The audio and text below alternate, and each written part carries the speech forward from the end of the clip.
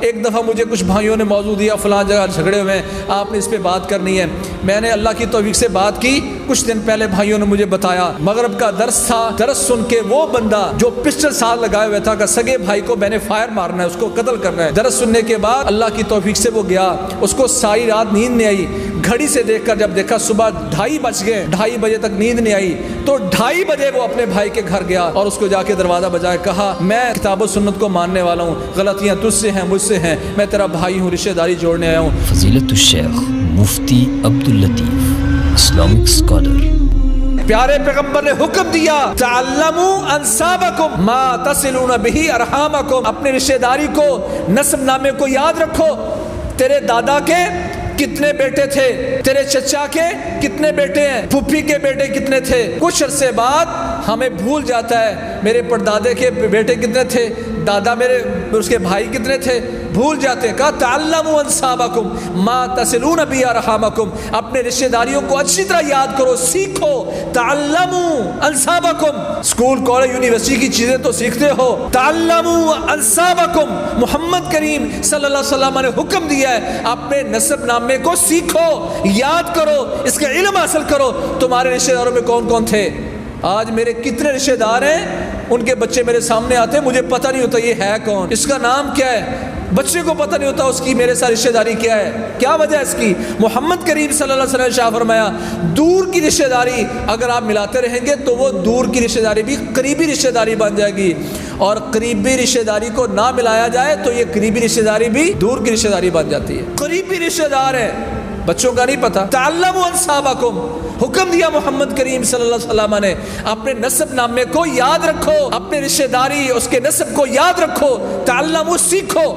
تکلف کا معنی اس میں پایا جاتا ہے, میری ڈائری میں لکھے ہونے چاہیے, پردادے سے اوپر آپ کو نام ہی نہیں آئے گا, چچاؤں کے بیٹوں کا نام کا نہیں پتا ہوگا, کون کیا کرتا کچھ پتہ ہی نہیں ہے. تعلموا انسابکم ما تصلون به ارحامکم, اپنے نسب نامے کو سیکھو تاکہ تم اس کے ساتھ رشتہ داریاں ملا سکو. محمد کریم صلی اللہ علیہ وسلم کے پاس ایک صحابی تشریف لائے, کہنے لگے یا رسول اللہ میرے رشتہ دار ہیں, ان لی قرابۃ اللہ ظہیر ما دمت علی ذلک, یا رسول اللہ میرے رشتہ دار ہیں بدسلوکی کرتے ہیں, میں پھر بھی ان سے ملتا ہوں, میں احسان کرتا ہوں وہ بدسلوکی کرتے ہیں, میں نیکی کرتا ہوں وہ غلطی کرتے ہیں, میں ملتا ہوں وہ کٹتے ہیں. کہا اگر بات سچ کہہ رہا ہے تو, جیسے تو کہہ رہا ہے بات ہی ٹھیک ہے, فکأنما تصفهم الملا, تو ان کو زچ کر رہا ہے, تو ان کے منہ پر گرم راکھ مار رہا ہے, تو ان کو ذلیل کر رہا ہے. اور یہ ذلیل کرنا بھی کیسا گناہ کوئی نہیں, نیکی کے ذریعے وہ ذلیل ہو رہے ہیں. آپ نیکی لے کر اللہ کے ہاں اوپر جا رہے ہیں اور وہ ذلیل ہو رہے ہیں, خار ہو رہے ہیں. جس طرح کسی کے منہ پر گرم راکھ پھینکو تو اس کو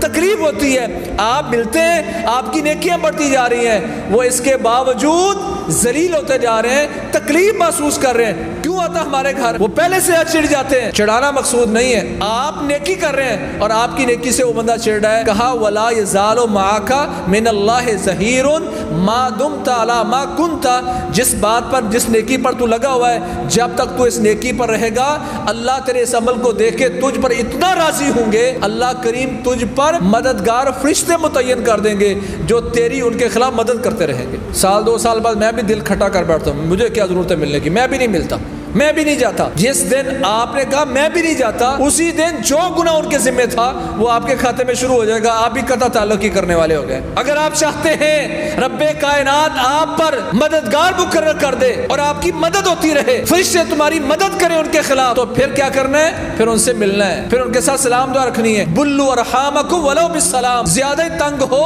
تو سلام دعا سے پھر بھی نہیں جانا, ملتے رہنا ہے. اور میرے بھائیوں کل قیامت کا دن ہوگا, ہر بندے کو پل صراط سے گزرنا ہوگا. صحیح مسلم کی حدیث ہے, محمد کریم صلی اللہ علیہ وسلم شاہ فرماتے ہیں ترسل الامانۃ والرحم علی جنبیۃ الصراط, پل صراط لگا دیا گیا ہے, اس کے 2 کناروں پر 2 اہم چیزیں کھڑی ہیں, ایک امانت اور دوسری رشتہ داری.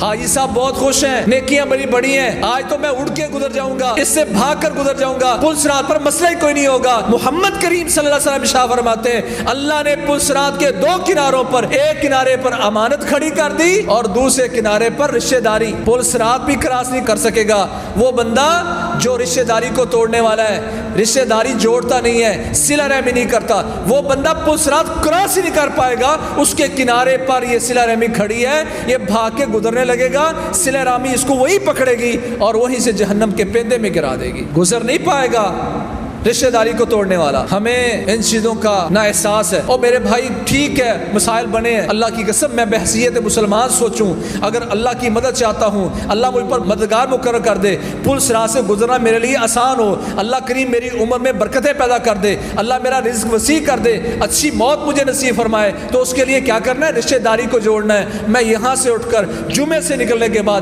سیدھا اپنی اس بہن کے گھر جاؤں جس سے ایک عرصے سے لا تعلق ہوں، بہن مجھ سے غلطی ہوئی یا تجھ سے غلطی ہوئی، تیرا بھائی ہوں، تیرے گھر آیا بیٹھا ہوں، جہنم نہیں جانا چاہتا، پل صراط پر کوئی مشکل میں اپنے آپ کو پھنسانا نہیں چاہتا، دنیا میں تیرے ساتھ حساب کتاب کلیئر کرنا چاہتا ہوں، آیا بیٹھا ہوں۔ ما تواضع احد للہ الا رفعہ اللہ، محمد کریم صلی اللہ علیہ وسلم ارشاد فرمایا جو اللہ کے لیے جھک جاتا ہے، اللہ کے دین کو ملانے کے لیے جھک جاتا ہے، اللہ اس کو بلندیاں نصیب فرماتے ہیں۔ تیری بہن بھی تجھ سے ملے گی، اللہ تجھے بلندیاں بھی دیں گے، تیری آخرت بھی آسان ہو جائے گی، دنیا میں اللہ تجھے فراوانیاں نصیب فرما دے گا۔ اور میں ایسا مسلمان ایک جھوٹی سی عزت کی خاطر، اکڑ کی خاطر اپنے آپ کو جہنم کی طرف لے جا رہا ہوں۔ اللہ کی قسم مجھے اس بھائی کا، ایک دفعہ مجھے کچھ بھائیوں نے موضوع دیا، فلاں جگہ جھگڑے ہوئے ہیں، آپ نے اس پہ بات کرنی ہے۔